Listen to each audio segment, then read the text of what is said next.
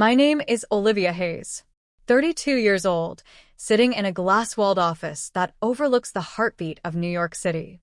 From up here, the traffic looks like tiny streams of light threading through the streets, the city humming beneath me.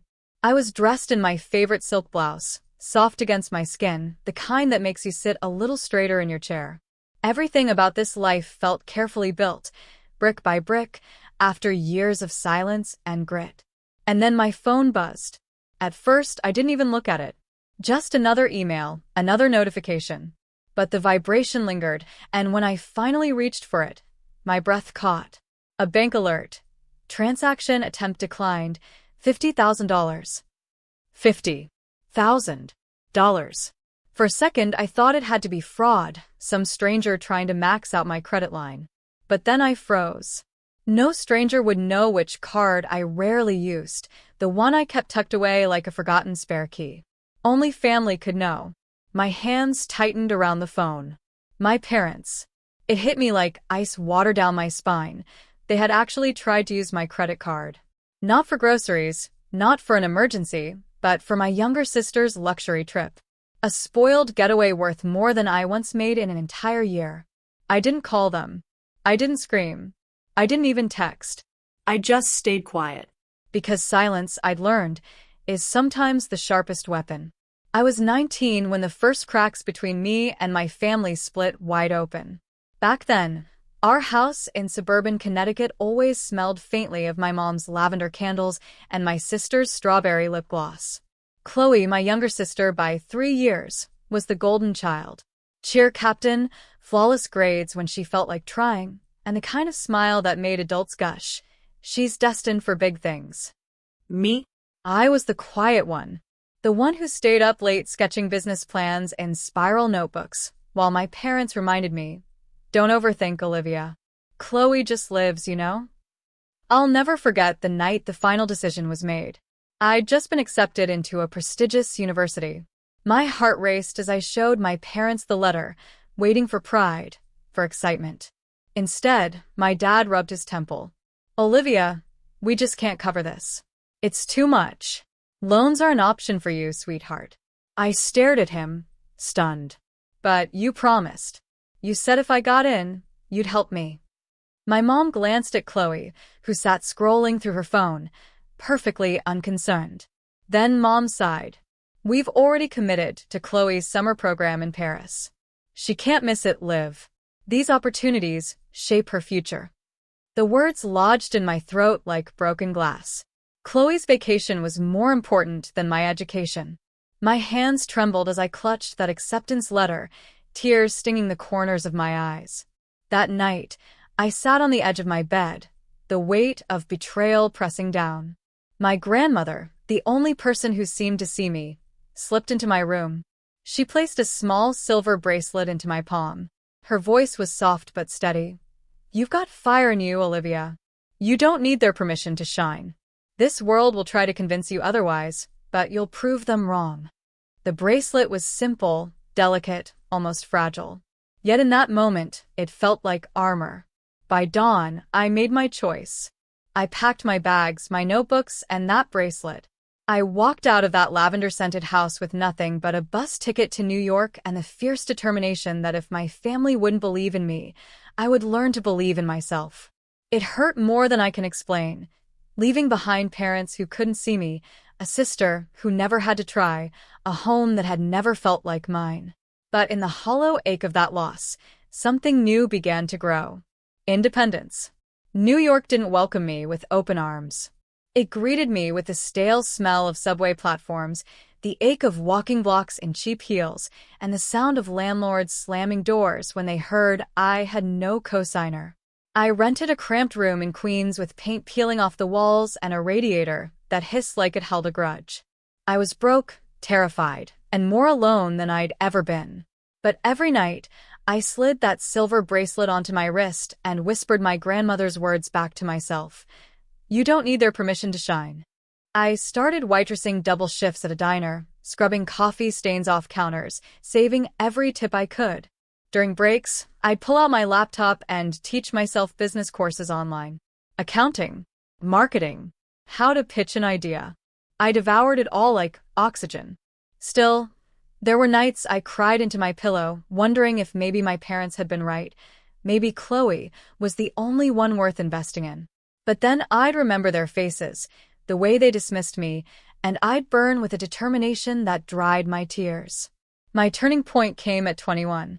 A customer at the diner, a sharp, confident woman named Dana Mitchell, noticed me scribbling numbers on the back of a napkin. She asked what I was working on, and for the first time, I spoke my dream out loud. A boutique consulting service for small businesses, especially women-owned ones. Instead of laughing, Dana leaned in. "You've got vision. Let me help." She became my mentor. She didn't hand me shortcuts. She taught me discipline. How to pitch without apology. How to walk into a boardroom like I belonged there, even if my knees were shaking. There were failures, humiliating ones. Clients who dismissed me. Investors who called me too young, too naive. Nights where I wanted to quit and crawl back to the easy role of the overlooked daughter. But every rejection became fuel. And then came the first victory. A local bakery struggling to stay open gave me a chance. I worked tirelessly, revamping their strategy, boosting their sales. When they turned a profit, the owner cried and hugged me.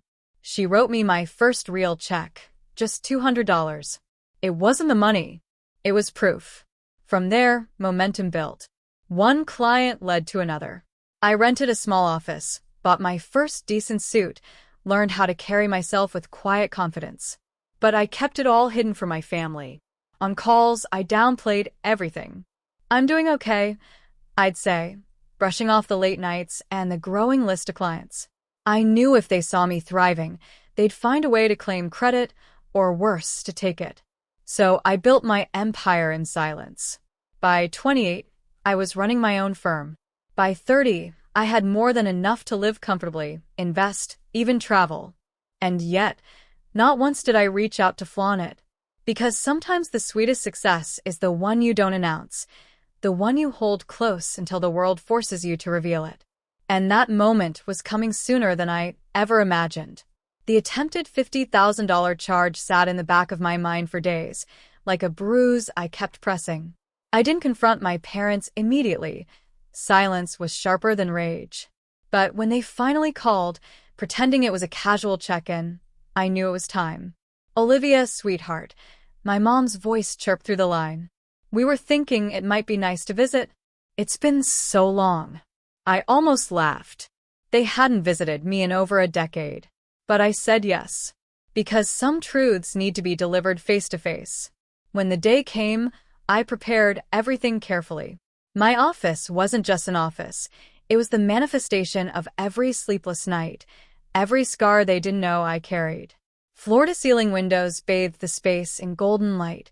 The city stretched out like a conquered horizon.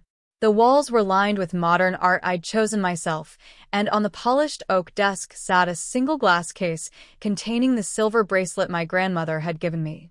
I was sitting there when the door opened.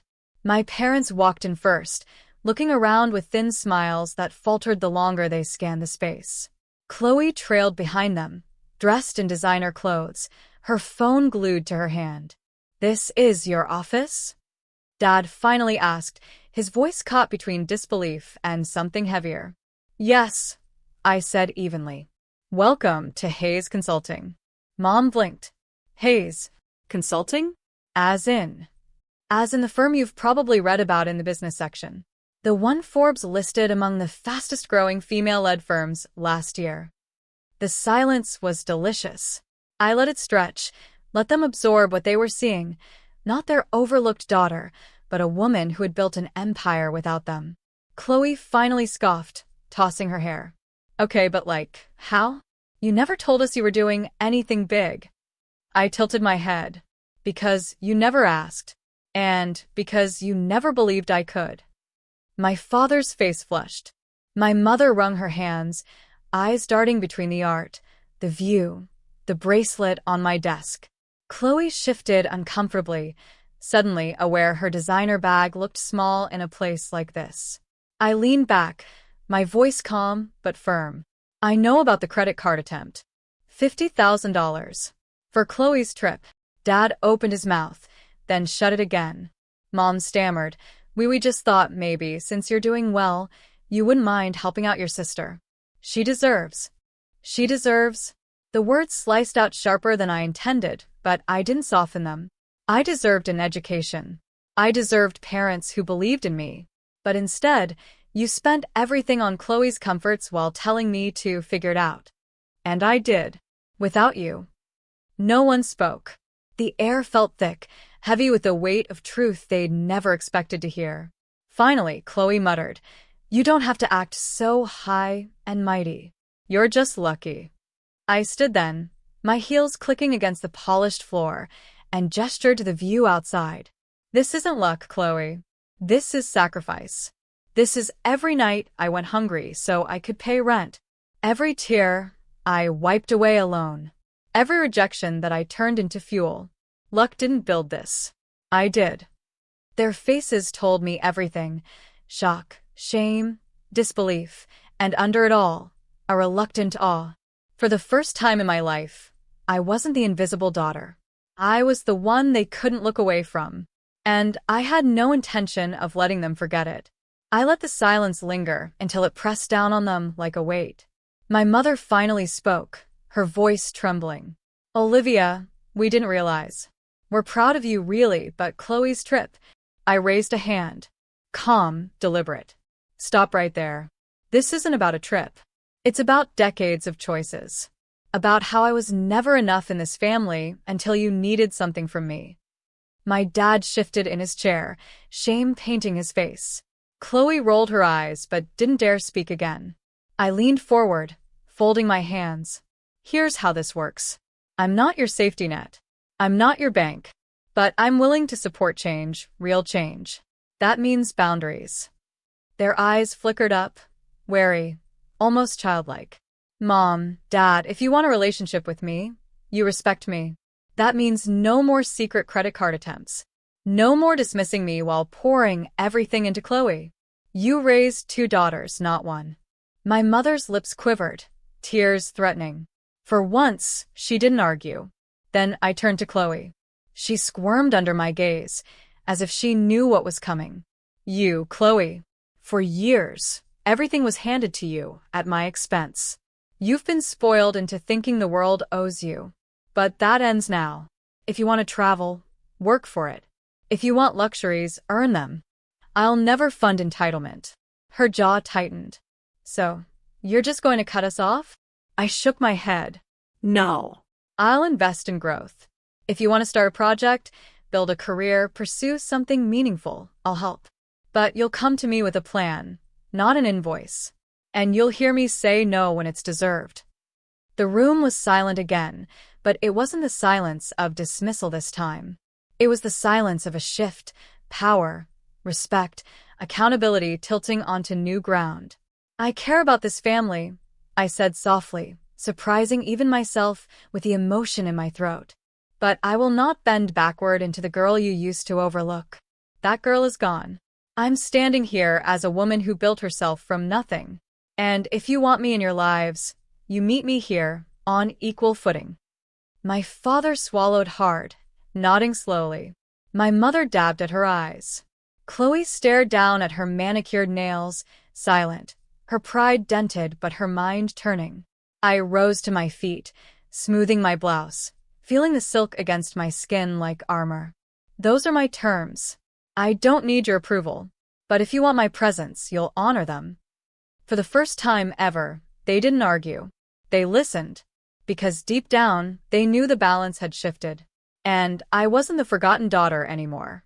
I was the one in control. The weeks that followed were strange. Quiet at first, as if my words had settled into the cracks of our family and needed time to take root. Then, slowly, change began to show. My mother started calling me, not with demands, not with guilt, but with simple check-ins. She asked about my day, my projects, even my favorite books. For the first time, it felt like she wanted to know me, not just what I could provide. My father, too, softened. He sent an email one morning admitting he was wrong back then, that maybe he'd been blind to the daughter who was fighting right in front of him. The words were clumsy, but they were honest. And that was more than I ever thought I'd get. Even Chloe, resistant as she was, surprised me. She took a part-time job at a design firm. The hours were short and her tone still carried entitlement, but it was a start. A step toward learning the world wouldn't bend for her forever. And as for me, I felt lighter. Not because everything was fixed, but because I no longer carried the weight of silence. I had spoken, I had set the terms, and the world hadn't collapsed. Instead, it shifted in my favor. One evening, I sat by my window, the city glowing beneath me, and I slipped the silver bracelet onto my wrist. Its surface was scratched now, worn from years of being my quiet anchor. I traced it with my fingers, remembering my grandmother's voice. You don't need their permission to shine. She had been right. Every stumble, every scar, every late night had led me here, to a place where I wasn't just surviving. I was thriving, on my own terms. I leaned back in my chair, exhaling, a soft smile tugging at my lips. Because in the end, it wasn't about punishing my family or proving them wrong. It was about proving myself right, that I was always worthy, always capable, always more than they believed. And as my voice carried softly into the silence of the room, I knew the truth in my bones. They once tried to take from me what I'd built, but in staying quiet, I found my power, and this time, I chose how the story ended.